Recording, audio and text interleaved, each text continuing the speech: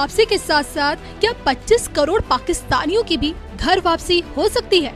आज ये सवाल इसलिए क्योंकि विश्व का सबसे बड़ा धार्मिक समागम, मानवता का सबसे बड़ा जमावड़ा और साधु संतों का अतुलनीय मेला कहीं और नहीं बल्कि संगम नगरी प्रयागराज में है।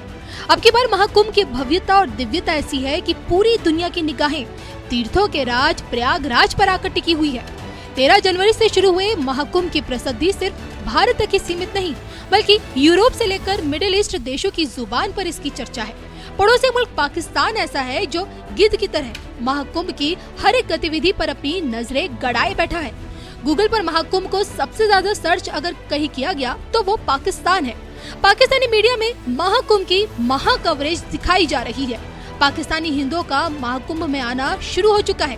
लेकिन क्या आप जानते हैं कि महाकुंभ की भव्यता से पाकिस्तान की आंखें जितनी चौंधियाई हुई है उतना खौफ में भी है, क्योंकि महाकुंभ की इसी मिट्टी से पीओके की वापसी पर भविष्यवाणी हो चुकी है। महाकुंभ के रास्ते किस प्रकार से पीओके को वापस लाया जाएगा और कब, इसको लेकर एक्शन मोड में जगत गुरु स्वामी रामभद्राचार्य की भविष्यवाणी क्या कहती है, देखिए इस पर हमारी एक खास रिपोर्ट। पीओके संग 25 करोड़ पाकिस्तानियों की वापसी, महाकुंभ की मिट्टी से हुई अकाट्य भविष्यवाणी।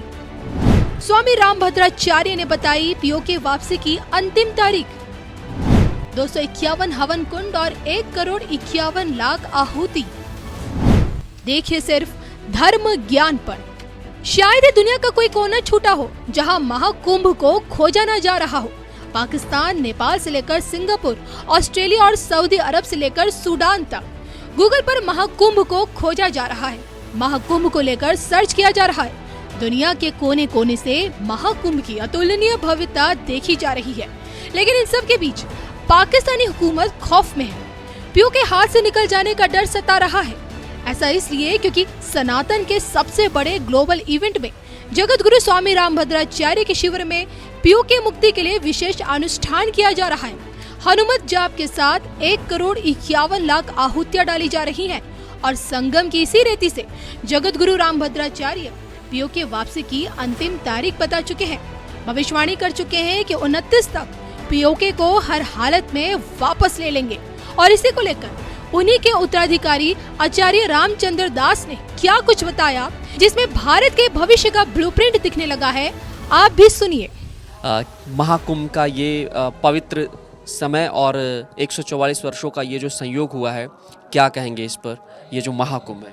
देखिए, महाकुंभ अपने आप में अद्भुत है। महाकुंभ की जो परंपरा है कि अनेक गिरिकंदराओं, गुहाओं, पर्वत की शिखरों पर रहने वाले महापुरुष इस योग में आकर के यहाँ पर एक साथ बैठकर धर्म के मार्ग को आगे कैसे लेकर जाना है, सनातनियों को किस पथ के माध्यम से प्रभु की शरणागति दिलानी है, इन मार्गों की यहाँ पर चिंता करते हैं और उनका चिंतन करते हैं। प्रयाग यज्ञ की धरा है, प्रकृष्टो याग, ये प्रयाग का नाम ही जहाँ पर यज्ञ प्रकृष्ट हो जाता है वो प्रयाग है। तो पूज्य गुरुदेव की संकल्पना थी कि प्रयाग की धरा में हम माँ भारती की अखंडता के लिए, पाक अधिकृत कश्मीर की पुनः प्राप्ति के लिए श्री हनुमान महायज्ञ करेंगे। तो यहाँ पर 251 कुंडीय 1 माह पर्यंत हनुमान महायज्ञ चल रहा है और उसमें 1 करोड़ 51 लाख से अधिक आहुतियाँ श्री हनुमान जी महाराज को समर्पित की जा रही हैं।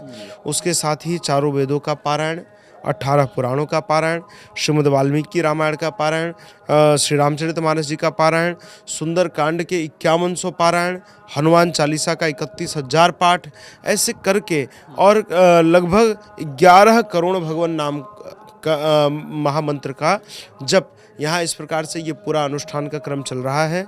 और प्रतिदिन के सत्र में दोपहर में पूज्य गुरुदेव के श्रीमुख से कथा का सत्र चल रहा है और सायंकाल जो पूरे देश भर के हमारी विचारधारा, हमारी संस्कृति और हमारी सनातन को आगे लेकर चलने के इच्छुक है, ऐसे कला साधकों द्वारा सायंकाल प्रस्तुतियाँ हो रही हैं। महाराज जी, कथा का क्या टाइम है और क्या ये सबसे बड़ा हनुमत महायज्ञ है? हमने देखा आपने अयोध्या में जब रामलला के मंदिर का प्राण प्रतिष्ठा हो रहा था, उस दौरान भी एक बहुत बड़ा हनुमत महायज्ञ हुआ था, क्या उसी तरह से यहाँ भी हो रहा है? पूज्य गुरुदेव का संकल्प है कि श्री हनुमान जी महाराज जो हैं सब कुछ करने में समर्थ है, सब सुख लाएं तुम्हारी सरना, तुम रक्षक काहू को डरना। तो श्री हनुमान जी महाराज हर कार्य को करने में समर्थ हैं। तो तो उन्हीं के चरणों में यह प्रार्थना की गई है। 3 वर्षों से यह क्रम चल रहा है। पहले हमने सालासर में 1008 कुंडी हनुमान महायज्ञ किया और पिछले वर्ष जब 550 वर्ष की लंबी अवधि के बाद भगवान श्री रामलला अपने दिव्य भव्य मंदिर में प्रवेश किए, तो उसी के साथ पूज्य गुरुदेव का अमृत महोत्सव और हनुमान महायज्ञ हमने अयोध्या जी की धरा में किया। और इस बार प्रयाग की धरा में 251 कुंडी, चूँकि मनोरथ 1008 कुंडी ही था, लेकिन यहाँ स्थान का अभाव, व्यवस्थाओं में को बहुत बनाना पड़ता है। इतने बड़े अनुष्ठानों में इतने विप्र देवताओं के आवास की व्यवस्था, सारी चीज़ें होती हैं, तो यहाँ पर 251 कुंडी कर रहे हैं यज्ञ। और अगले वर्ष 1008 कुंडी यज्ञ हमारा मुंबई में होगा, वो उसी अयोध्या जैसे कलेवर में ही होगा। जी, क्या संदेश देना चाहते हैं जो इस अद्भुत अलौकिक जगह पर आना चाहते हैं? क्योंकि ये जो धरती है, एक तरीके से कहा जाए तो देवता लोग उतर आए हैं यहाँ पर, जो 144 वर्षों बाद ये महाकुंभ लगा। देखिए, देवता तो आई हैं, देवताओं को भी जो दुर्लभ है, ऐसे पूरे देश और दुनिया से हमारे साधक संतगण महापुरुष यहाँ पर उपस्थित हैं। वो एक एक महापुरुष ऐसे हैं जिनके दर्शनों के लिए देवता भी लालायित रहते हैं। तो मुझे लगता है कि अपने आप में एक स्वर्णिम अवसर है कि एक ही स्थान पर सभी महापुरुषों के दर्शन करने का, पूज्यपाद जगतगुरु जी जैसे महापुरुष के सानिध्य में अपने जीवन को धन्य करने का। तो मैं सभी सनातनियों से आग्रह करता हूं कि आस्था, संस्कृति और अध्यात्म के सबसे बड़े पर्व, दुनिया के सबसे बड़े पर्व महाकुंभ में आइए, आस्था के गोते लगाइए, संतों के मुखारविंद से कुछ अमृत का पान करके अपने जीवन को धन्य बनाइए। आखिरी सवाल महाराज जी, सनातन धर्म को लेकर के क्या कहेंगे? क्या लग रहा है कि चीज़ें बेहतर हुई हैं बीते 10-12 सालों के अंदर? जिस तरीके से धर्म को लेकर लोगों के रुझाने बढ़े हैं, उस तरीके से क्या लग रहा है कि लोग अब प्रभावित हो रहे हैं अपने धर्म से? ऐसा है कि हम जो युवा है वो सब कुछ करके अब उब गया है, तो उसको जो वास्तविक आनंद जो मिल रहा है वो अध्यात्म के पथ पर मिल रहा है। और उसी का परिणाम है कि पिछले कुछ वर्षों में, और उसका एक कारण ये भी है कि यथा राजा तथा प्रजा, जब राजा आस्थावान होता है तो उसकी प्रजा भी आस्थावान होती है। पहले के लोग थे वो अजमेर शरीफ में चादर चढ़ाने में विश्वास रखते थे, वो वैलेंटाइन डे मनाने में विश्वास रखते थे, वो क्रिसमस डे मनाने में विश्वास रखते थे। लेकिन आज की सरकार रामनवमी को मनाने में विश्वास रखती है। आज की सरकार स्वामी विवेकानंद जी की जयंती मनाने में विश्वास रखती है। आज की सरकार अपने विधायकों को लेकर रामलला के चरणों में बैठाती है। आज की सरकार पूरी कैबिनेट ले आकर के कुंभ के पर्व में आस्था की डुबकी लगाकर श्रद्धालुओं का हेलीकॉप्टर से स्वागत करती, पुष्प बरसाकर। तो जब सरकार एक अच्छी विचारधारा की होती है तो उसका असर पूरे समाज पर, पूरी प्रजा पर पड़ता है। और वो परिणाम देखने में आ रहा है कि पिछले कुछ वर्षों से, चाहे वो केदारनाथ हो, बद्रीनाथ हो, जगन्नाथपुरी हो, अयोध्या हो, वृंदावन हो, चित्रकूट हो, प्रयागराज हो, इन स्थानों पर आप देखिए युवाओं की एक भारी भीड़ है। तो ये अपने आप में एक बहुत अच्छा संकेत है। युवा सजग हो रहा है अपने संस्कृति, अपने सनातन के लिए।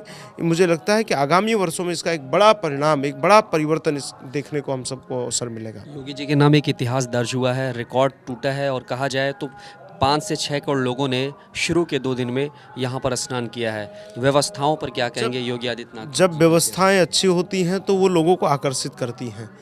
पिछली बार भी 2012 में कुंभ हुआ, किस प्रकार की अव्यवस्था थी। 13 में कुंभ हुआ, किस प्रकार की अव्यवस्था थी हम सब ने देखा। इतने बड़े कुंभ का कोई उनको सनातनी नहीं मिला, मेला प्रभारी बनाने को। आजम खान को उन्होंने कुंभ का प्रभारी बनाया। और इतनी दुर्घटनाएं हुई, आपने रेलवे की दुर्घटना देखी, जब ब्रिज टूटा था, कितने सैकड़ों लोग मरे उसमें। तो मुझे लगता है कि एक वो भी व्यवस्था थी और एक ये व्यवस्था है कि जहाँ 6-6 करोड़ श्रद्धालु आकर के एक स्नान करके जा रहे हैं, लेकिन न घाट पर गंदगी मिल रही है, न मेले में गंदगी मिल रही है। और योगी जी का हेलीकॉप्टर, उनके अधिकारी आकर के फूल बरसाकर श्रद्धालुओं का स्वागत कर रहे हैं।